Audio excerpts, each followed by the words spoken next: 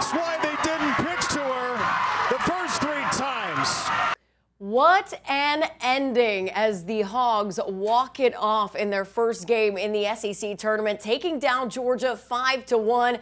Bri Ellis fashion right there with a beautiful Bri Bomb to end it. Welcome into your PTN Extra. I'm Courtney Mims, he's Evan Kimiko, and he's Mike Irwin. And guys, we are going to talk about that softball game because woo, how exciting was it to watch Bri Ellis walk it off with a grand slam to end it. You know, Mike, I said to you, we were watching the game back here in the studio, and I looked you in the face, and you went, bases loaded, Courtney, bottom of the 7th. I said, oh, it's Bri Ellis? Grand slam. You said she doesn't need a grand slam, Courtney. I Base said, hit. I mean, a lot of things can go wrong there. A lot of things. I mean, you can pop it up. You can hit it right to the third baseman, throw home there's a lot of ways you don't score there. But the grand slam pretty much eliminates every other possibility. So, yeah, she did, and there's pressure there, believe me, because she knows that's what she's there to do. And they had walked her twice in the game, and we'd had a big discussion about they need to have the number 2 home run hit right behind her, so you can't Courtney do Day, that. Yeah. So you can't do that, and yet they were doing it, and they neutralized her 2 straight times, but you can't neutralize somebody when the bases are loaded. Well, and they the would have winning given run them is the at the game. They would have given them the game. They gave them the game anyway. Yeah, exactly. Well, they would have given them the game. So they couldn't walk her there, but they had to pitch to her. And she said, you know what, first swing of the game was going to be a grand slam. That's Bri Ellis for you. You know, Evan, we have seen so many people talk about her this year. She needs to be the National Player of the Year, hands down. I've said that so many times. I've said that on this show, I believe, that she needs to be the National Player of the Year. She is just so good. I mean, goodness gracious, you kind of have to wrap your head around the season she's having. I don't think you necessarily can because, and they've talked with her, the SEC Network has, and we have throughout the season, just about how good of a season she's having. First of all, like hands down, best player in college softball. I'm going to say that looking right into the camera. I will say it again. Best player in college softball lives here in Fayetteville, Arkansas. What a treat do Hog fans have getting to see her at Bogle Park week in and week out for the last 2 seasons. Yeah, she didn't have the year she really wanted to last year, but you can say that as a whole about the Arkansas softball team. And even the start to this year going 1-5 in conference play. Same thing with basketball. We've talked about it on various shows, but with Bri Ellis, what impresses me the most is her composure. She's never afraid of the moment. She wants the moment. She wants to step up and say, this is my team. Guess what, Bri Ellis? You had your chance in the SEC tournament, you took it, and you only had 1 swing. Like, it's just so much fun to watch her and who she is. Yeah, and I think she goes back to her hitting philosophy on that. She credits it a lot to, honestly, one of her hitting coaches in travel ball, and says, you know, the best hitting advice I ever got was that don't try and force the moment. Right? Let the moment come to you. And that speaks to the composure, and that speaks to her composure at the plate. Mike, you talked about something I wanted to bring up. You kind of got a little ahead of me there. You know, I think the broadcast did mention it. You told me, Evan, that the broadcast mentioned it. I had my sound off, but I was saying, look, I know Ella McDowell is behind Bri Ellis, but Courtney Day was earlier in the season. They kind of had to, move the lineup around a little bit because Courtney Day had to be out a few games. And I think it was in that Florida series where things got moved around. Well, you need the next best home run hitter on the team to be after Bri Ellis. Put a little bit more pressure on opposing pitching staffs, right, Mike? Yeah, to stop walking her. Yeah. And, of course, it didn't matter in this situation. But I think we also have to look not just at her, but this team. Because they kind of had a reputation of kind of going downhill at the end of the year. Well, they didn't lose their last series, which they have been. Yeah, the last 2 years they did that. So then you go into this tournament. Now, the odds are against them. First of all, it's a home field for them. So they got a natural built-in advantage. And watching that game early on, they were charged up. They were making great offensive plays in the outfield, reaching up, stabbing fly balls, because they were pumped, because they were playing at home. This was their chance to move and advance and do something. And I thought they'd win it. And when we got to the 6th, and the game is now 1-1, and Arkansas has got 2 on, and Kaylee Wyckoff is at the plate, and she gets hit on the hand. She's left-handed, so it hits her right here. And I'm thinking, okay, bases are loaded, 1 out. They're going to score here. And then the umpire goes, no, she didn't. She leaned in. Because the rules are different in softball. You don't have to try to get out of the way, if it comes into the batter's box. but you can't move your hand in, and she didn't. When the replay showed it didn't move at all. Yeah. And yet they upheld that call. Yeah, well, Courtney Deifel challenged it. She Arkansas did. challenged. And then you had to come back. She had to come back, and that was treated as a ball, but she came back and struck out, and then they walked the next batter and got the last batter out. Arkansas doesn't score, and I said, that's going to decide this to me. I'm just negative on stuff like that. I don't like it when the replay people get involved and they can't. You're sitting in front of a monitor and you can't see what everybody else is looking at. Yeah. I mean, I challenged them to explain where that hand moved. Yeah. It was rock solid. You talk about Georgia. I mean, this is a team, Mike, that hadn't won an SEC series this entire season. And so going into this, you thought, okay, Kentucky could come out with a win there. And then you watch Georgia absolutely annihilate them, 8-0. So they had a lot of momentum, but Arkansas said, no, not going to happen. And Bri Ellis was the reason for that. We're going to talk about what's coming up next for Arkansas in this tournament, coming up after a very short break. So stay with us.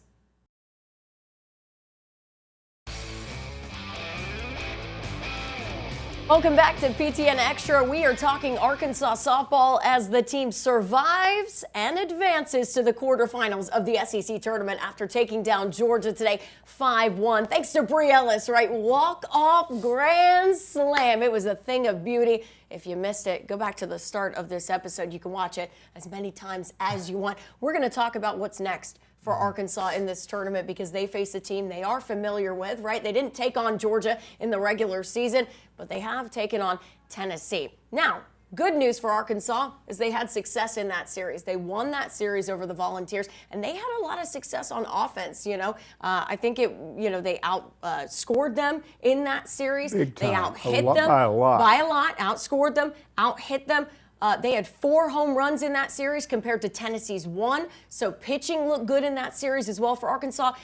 Mike, what does this team need to do to get another win in this tournament? Well, I mean, again, I think Tennessee's out to prove that was a fluke, because they had the higher ranking at that point. That was another one of those teams that Arkansas just slipped past as they were making that move. And so you got to come back and do it again. You got to prove that's not a fluke. But I think they've got momentum now. And I would be surprised if they don't win this game. And here's the thing. Winning this game, this first round, probably guarantees them at least an 8 seed. I think they're a national seed now. You beat Tennessee, now you're getting up to 6 in there, somewhere in there, maybe 5. So there's real reason to win this thing. Because as you know, if you win your regional and somebody else wins theirs, and it sometimes doesn't work out that way, you're not playing. The higher you go, you're playing a lower seeded team, and it looks at least you got an advantage in the super regional. If you're the 8 seed, you're probably going to play the 9 seed winner, and it's going to be close there. The two teams are going to be similar.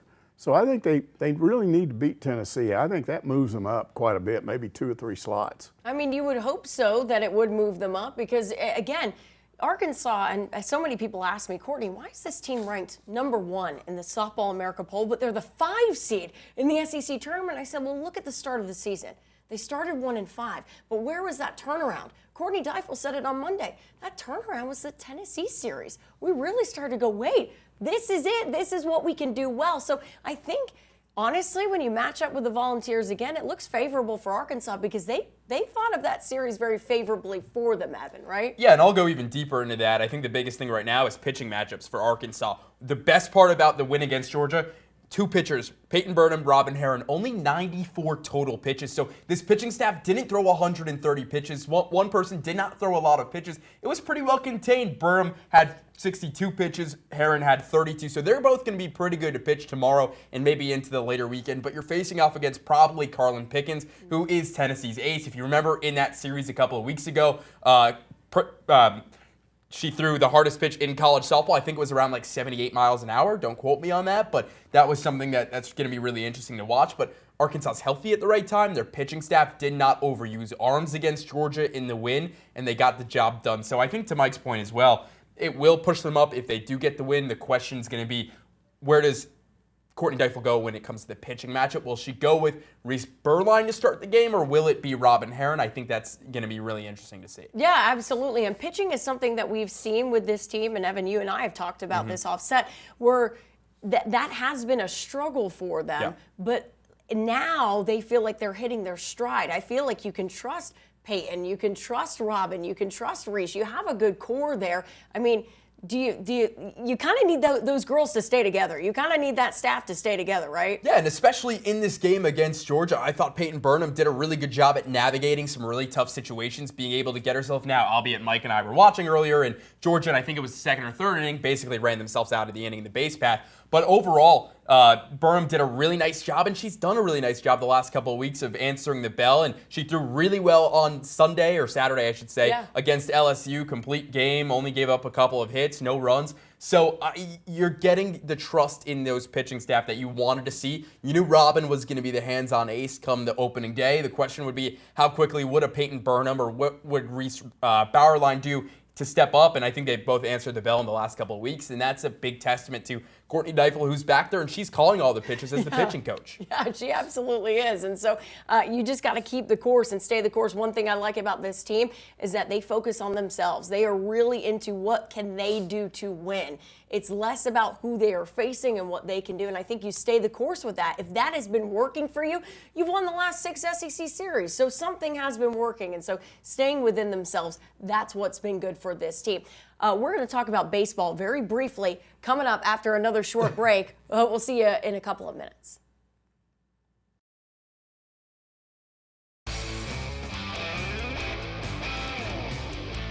Welcome back to another edition of PTN Extra. We've just been talking Arkansas softball, but let's talk a little Arkansas baseball as well while I have you guys here with us. Arkansas baseball going to face LSU this weekend in Baton Rouge. And look, coming off of that high over that sweep of Texas this past weekend, that was the first weekend series sweep of the Longhorns in program history, which was pretty cool to watch. But now you got to take that momentum and face another good team in the Tigers. Something interesting for this series is that they're going to have some guys back. They're going to have some guys healthy, like Parker Coyle. Dave Van Horn was talking about possibly getting him back for this series, and Logan Maxwell as well. But I like this whole idea where when you talk about the pitching staff and the pitching rotation, you know who's going to pitch game 1, you know who's going to pitch game 2, but right now that game 3 starter, Landon Beidelshees, he's been struggling a little bit, but Dave Van Horn knows that it's not that he hasn't done a bad job for them. It's just that they may turn him into more of a reliever. Mike, what would you think about that? Well, the latest thing he said, and I had mentioned this on the radio a day before, if you look at him and what he's done, he's usually good for about 2 innings. Yeah. You leave him in for 4, that's when the damage is done, in 3rd and 4th inning. Dave said, we might just start him and tell him from the beginning, you're going to pitch 2 innings, no more. He said, he's going to throw harder, knowing he's just going to go 2 innings, and we think that may be a key. I think pitching is the key here. I like the fact that they hit better in this series. But here's the thing. I've watched this team all year long. They hit better when the pitching's good. They just do. When they get into problems at the plate is when their pitching is not good. So I think pitching is still the key. I think against LSU, that first game, I think Root has to do something at least similar to what he did. I don't think he has to go 8 innings of shutout baseball. But what if he goes 6 and gives up 1 run? If you do that, and if you move Gage Wood and you say, okay, now we're going to let you go 6 innings, not 4, and he can give up 1 run or 2 runs, then you're pushing all your relievers back. You need fewer of them funneling everything back into game 3. And then you have plenty of options because, as you mentioned, Parker Coyle is set to come back. I think Ben Bybee is pitching okay. He just kind of there was this drop ball out in center field because of Aloy. Went back and tried to make an over-the-shoulder catch and couldn't do it. I think he's okay, but Hunter Dietz is out there. And no, they're not talking about him a lot, but I keep being told he's available. Now, first of all, this guy's like 6'2", 6'3", 230. Yeah, and he's a lefty and he's imposing. You put him back into that mix. Parker Coyle, everybody talks about Texas ace reliever that had the .9 ERA. Do you know what Coyle's ERA is? 0.6. 0.6, yeah. So you're adding 2 guys in there that can make a big difference. And your relievers are going, your starting pitchers on Friday and Saturday are going longer. I think all of that, And I saw this thing on the internet, Hogs Plus or whatever, where Matt Hobbs was talking to those pitchers, and he was basically saying, you guys know you're a lot better than people think you are. Now go out and do it. Yeah. So what I'm saying is this. I don't care where they're ranked. D1 baseball has them ranked 7th. They're morons. They're not paying attention to anything. I mean, if you look at the analytics, whatever they call that, the analytics, whatever the power rankings and all that stuff, Arkansas is number 1. It's not even close. Because this is, when you compare pitching, hitting, and defense, this team is solid in all 3 areas. That means that they're in a position to do some things. And the big difference between this year and the previous 2 years, there's no evidence this team doesn't play well at home. It's the opposite. They love playing at home. I think they're going to get a regional and a super, and I think they're going to win both of those. They're going to go to Omaha. Oh, my goodness. And Here we go. And then at Omaha, it's going to be who else from the SEC is there. That's true. But That's I true. think if they're still doing what they're doing right now, the pitching is good, then the hitting will be there. This team is as good as any I've ever seen at Arkansas in terms of talent. The 85 team, there were people that said that's the best team that's been at Arkansas in the last 40 years, 50 years or whatever. They didn't win it all.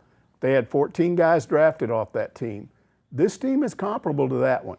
I really believe it. I think just having the talent doesn't mean that you win it. No. You have to deliver. People have to step up when they're needed. But they have the talent this year to win it all. And one of the assistant coaches was talking on Hogs Plus, and he was looking down in that area in the facility. what's that called? Yeah, the Hunt Hunt Center? Family Yeah. Center. And they've got all those trophies down. And you could tell he was looking down, and he says, there's one thing missing down there. Oh, yeah. And we're going to get it. Oh, yeah. So- he was confident, and I like the confidence in this team. And I know there's a lot of people, there's still haters out there. They're all over the place. But there is a lot of people who, when you really talk about people who watch college baseball, just watch it every single day, and they're up there on shows and going, look, this Arkansas team, we think they can do it. We really do believe they have everything they need. Let's go back to a little bit of this LSU series before we get too much on Omaha and all those exciting things that we hope comes for this team. Evan, when you look at this series, right, I think a lot of people said, yeah, it was great to sweep Texas, but now you've got to still prove yourself, right? You've got to go into these last 2 regular series and do something and win, hopefully win these last 2 series as well. But that is what this team has to do. They can't just go and prove that Texas was a fluke, right? They've got to beat LSU, and they've got to go and beat Tennessee at the end of the year, right? Yeah, I think it's really interesting because when you look at Arkansas season as a whole, first of all, people forget, this is the first team in college baseball to win 40 games. That's something that we just, shouldn't forget about, that this team has 40 wins, and they're the only one to do it so far this season. But when you look at kind of the ebbs and flows of a season, I kept saying this, you'd almost rather get cold when they got cold. And yeah, it sucks losing to Georgia. Yeah, it sucks losing to Florida. It sucks losing to Texas A&M. But the last couple of years, we've seen this team get cold at the end and fall flat, like we talked about with softball, and have that same trajectory. So for this baseball team, this LSU series is really important because LSU, they just lost this past series to Texas A&M. So you now have Parker Coyles coming back. They're getting healthy again. You won't have Nolan Souza. Gabe Frazier might be back, but Cam Kosiel looked the part because he is a true second baseman. And Reese Robinette, you got to expect he'll be back in. And if you get Logan Maxwell, it gives you a platoon in right field with him and Carson Bowles. But it's a team that's getting healthy at the right time against 2 teams in LSU and Tennessee who are on that opposite trajectory, where LSU lost to Texas A&M and Tennessee also lost their series this past weekend, who are really fluttering right now. So it's the right time for Arkansas to get hot. And guess what? At the end of the day, there's still a little tiny 3 right next to that LSU name in the rankings. There's still, at 9 or 10 when it comes to Tennessee as well. So it's a big series. You want to prove it. And I'm curious, the biggest thing I'm curious on, this is the last thing I'll say, is how is Dave Van Horn going to use Aiden Jimenez this weekend? Will he use him again in that game 2 of Gagewood, Gabe Gackle, Jimenez, if that's a must-win game to win the series? Or is he going to use him maybe in game 1 if that's closer and go Zach Root for 6 or 7 innings like Mike talked about, and then Jimenez to win game 1? So there's a lot of questions, and Christian Fauch also looked,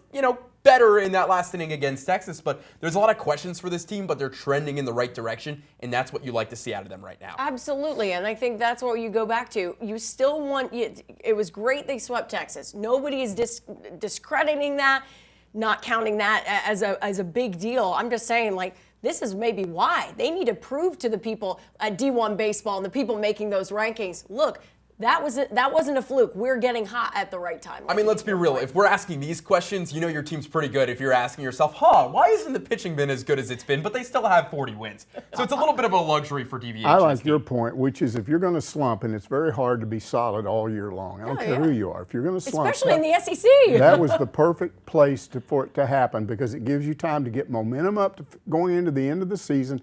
Now, I don't know about this SEC baseball tournament. I mean, it's a single elimination. Wouldn't shock me to see Dave Van Horn throw some midweek guy and just say, "There you go." Yeah, we don't care. Yeah, you know, we're going to get a 3 or 4 seed. We'll take our chances. Well, once you know you have a great seed and a great national seed, you're fine. Again, we go into this conversation. We can talk more about it next week on PTN Extra because I have so many thoughts on tournament because it's single elimination. Great. If you win. I saw a tweet the other day that said maybe they let Missouri win the whole thing and just, throw a wrench in the whole thing. Let's not go that far. I don't think Missouri can even win a couple innings. Even if you were trying to let them win.